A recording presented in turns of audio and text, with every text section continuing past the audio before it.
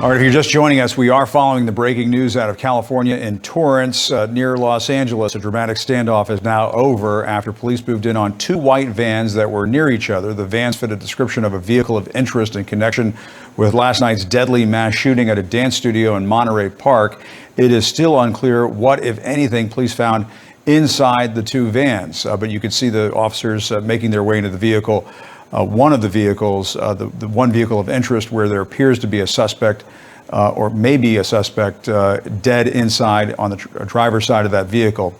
In the meantime, the LA County Sheriff's Department Special Enforcement Bureau tweeted that their SWAT operation for an armed suspect in Torrance has concluded neighborhood safe. The tweet goes on to say, and this is the suspect that police are looking for. They believe he is responsible for shooting and killing 10 people and injuring at least 10 others in Monterey Park. The victims were gathered at a dance studio located in a predominantly Asian American community to celebrate the Lunar New Year. And there's the tweet right there. We have it up on screen right there. The operation for an armed suspect in Torrance has concluded neighborhood safe. I guess that doesn't tell us everything. But they're not going to willy-nilly put out a tweet like that in a cavalier fashion unless they are absolutely certain. The person responsible for the mass shooting in Monterey Park, California, is named HUU CAN TRAN. He's 72 years old. And according to an article written by Jeff Winter and Casey Tolan and Scott Glover from CNN, Tran was a patron that frequented that dance hall, and that he met his ex-wife at the dance hall. And the ex-wife said that he was quick to anger. For instance, if he missed a step while they were dancing, he would get upset because it made him look bad. He was an immigrant from China, according to a copy of his marriage license that his ex-wife showed to CNN, and it was a 5-minute drive from his home. It states that another longtime acquaintance of Tran also remembered him as a frequent presence at the dance studio. He said that he was close to Tran in the late 2000s and the early 2010s, when he said Tran would make the roughly 5-minute drive from his home in San Gabriel to Star Ballroom Dance Studio almost every night. It says that Tran often complained at the time that the instructors at the dance hall didn't like him and said evil things about him. That's what his friend remembered, and that he was hostile to a lot of people there. And he was easily irritated, complained a lot, and didn't seem to trust people. Tran at times worked as a truck driver, according to his ex-wife. His business records show that he registered Trans Trucking Incorporated in California in 2002, but he dissolved the business about 2 years later, writing in a corporate filing that the company had never acquired any known assets or incurred any known debts or liabilities. He bought a mobile home in Hemet in 2013, which he owned for more than 2 decades. That's what the property records show. 7 years later, he bought a mobile home in a senior citizens community in Hemet, California, an outlying suburb about 85 miles east of Los Angeles. His friend said that he had not seen him for several years and was totally shocked about the shooting. His friend also said that he knew a lot of people that went to the Star Studio dance hall, and he was really worried about the victims. From doing these videos, I'm finding that there are a lot of selfish, self-absorbed people in this world, and they are evil. This is nothing but pure evil in the flesh and 72 years old. And the end result is you kill all these people and then you kill yourself without any explanation to anybody as to why you went back and killed all these people at the Lunar New Year for your culture. That's what makes it really sad. Here goes the rest of the story, and everybody just needs to be safe out there because the world is pretty evil right now. Welcome to Straddled Events. On this channel, we bring you the truth. Sometimes the truth is quite ugly, unbearable, and you just don't want to deal with it. But on this channel, you're going to get it anyway. You are straddled the fence of good versus evil, right versus wrong. And on this channel, we're going to tell you to do better. Please like, dislike, subscribe, and share the videos. Now let's go. All for being here and hanging in with us today. It's been a very challenging day. So let me give you what I believe will be the last update of the day. And then after the speakers, I'll come back up here to answer any questions that you may have.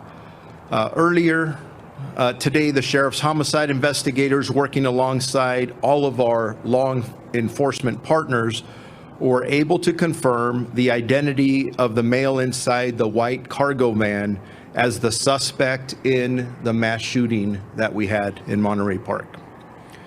Based on the previous information relayed by homicide investigators regarding the white van involved and seen leaving the scene of the incident in the city of Alhambra, the Torrance Police Department was notified, and at 10:20 a.m., the Torrance police officers located the white van matching the description near the area of Sepulveda Boulevard and Hawthorne Boulevard.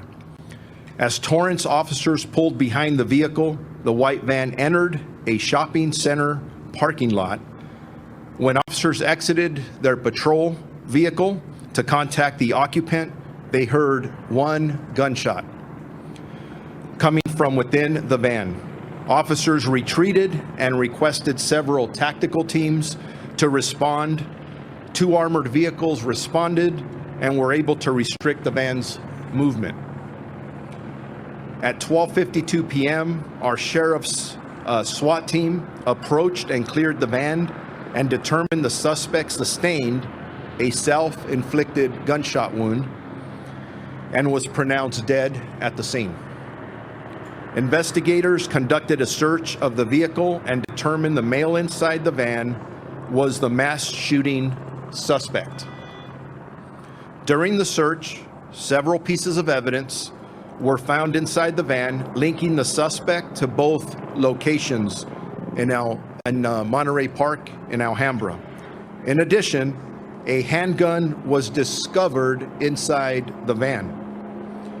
The suspect has been identified as HUU CAN TRAN, and the way that's spelled is HUU, middle name CAN, last name TRAN. He is a 72-year-old male Asian. I can confirm that there are no outstanding suspects from the mass shooting incident that occurred in the city of Monterey Park. And although that closes a portion of a very long day for all of us, the investigation is still ongoing. Sheriff's homicide detectives are working around the clock, gathering additional information and working on determining the motive behind this extremely tragic event. I would like to thank Chief Weiss and the Monterey Park Police Department, the Federal Bureau of Investigation, the Alcohol, Tobacco, and Firearms, California Governor's Office of Emergency Services, the United States Department of Justice, the Torrance Police Department, the District Attorney's Office, Supervisor Hilda Solis, who has been here with us for the previous pressers, and the surrounding South Bay law enforcement agencies. Initially, we're giving thanks to the Monterey Park Fire Department for their life-saving measures. I was informed before coming out here, we still have 7 victims who are hospitalized. And I'm sure that the work of our firefighters and police officers contributed to saving at least those lives. As I stand up here, I'm very proud, really, of all of us, the community, all of you in the media. I could say we did this together. We really did. And when there's tragedy, we have to lean on each other, and that's what we did. But before I walk off and turn it over to the next speaker, when I got here and I saw, and I told you this morning, the look in the eyes of the homicide investigators and all of their staff, you could just tell they were going to get this guy. And although I couldn't talk in detail about that earlier today, I'm very proud of Captain Andy Meyer and the whole entire Homicide Bureau, who not only got us to this point, but there's a lot of work and investigation to be done. And just real quick before I turn it over to the next speaker, you've been asking me about motive. We still are not clear on the motive. The investigation continues, and that is something we are all extremely, we want to know. We want to know how something like this, something this awful can happen. Also, in regards to the weapons, there was a handgun, as I described, that was all right. We are going to move our continuing coverage of this to our streaming app and at abc7.com, making room now for World News Tonight. We'll see you later. Which, remember, the suspect went to the Alhambra location after he conducted the shooting, and he was disarmed by 2 community members who I consider to be heroes because they saved lives. This could have been much worse. The weapon that we recovered at that second scene, I'm describing as a magazine-fed semi-automatic assault pistol. Not an assault rifle, but an assault pistol that had an extended large capacity magazine attached to it.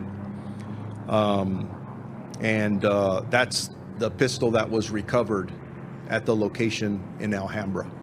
So with that, I'll come back up for questions after the rest of our partners behind me speak. So I'll turn that now over to the next speaker.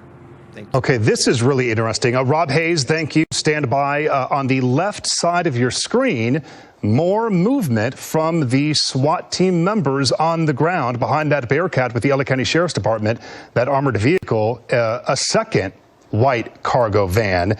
Earlier, we were told of one.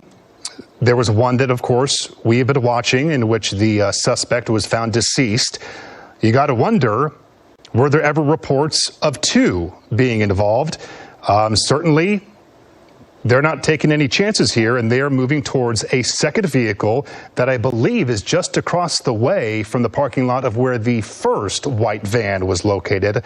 This is a new development. Guns drawn there from the backside of the Bearcat. We're watching this with limited information, simply kind of witnessing it, and a real concern of there potentially being a second suspect. Why would the van be in the same area, and why would it be across the way? Right. We see kind of billowing there some flags that say sail. So it makes me wonder, like, what is beyond this area? Is this an area where there maybe is a car lot or some type of But that vehicle, certainly with a dashboard there that seems to be a bit cluttered, seems like that belongs to someone. So yeah, interesting that there's not one but two white vans that we know they were looking for initially. One person in the one white van that's off screen right now, and then still waiting to see what's in the second vehicle here. But yeah, guns drawn from the SWAT team as they cautiously approach this vehicle that is just abandoned seemingly in this parking lot across the way from the other vehicle. They're making their approach now. Yeah. They are moving in. This specific location is Lomita in Hawthorne, so it is a different intersection. These SWAT officers are moving in, appearing to go in from the rear. We are watching it here.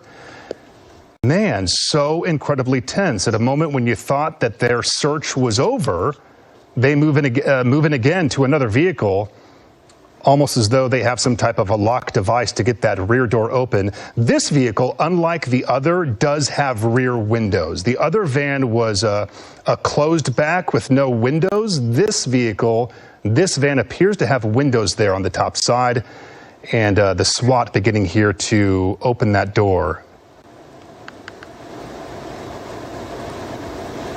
All right, they're taking a look inside. Former Los Angeles County Sheriff Jim McDonnell still on the phone this morning. Wow, one development after another. What do you make of this secondary vehicle? The description is near identical. We had never heard that there was potentially a second white van that authorities were looking for. Offer your reaction if you can. Yeah, no, it's a surprise. They approached this one, but very carefully, without the same level of standoff as they had initially on the approach to the other one. So sure. It leads me to believe that they're running down any possible leads or issues in the area that are of concern. And as we talked about before, you have one shot at a piece of evidence or potential evidence, and you want to be able to investigate that while you have it there. Because if somebody were to say after the fact that, hey, there was a similar van and it was parked right down the street, did you see it? Did you investigate it? In this case, they can say, yeah, we became aware of it, and we did what we needed to either tie it to the case or find out that it wasn't connected at all and be able to move forward.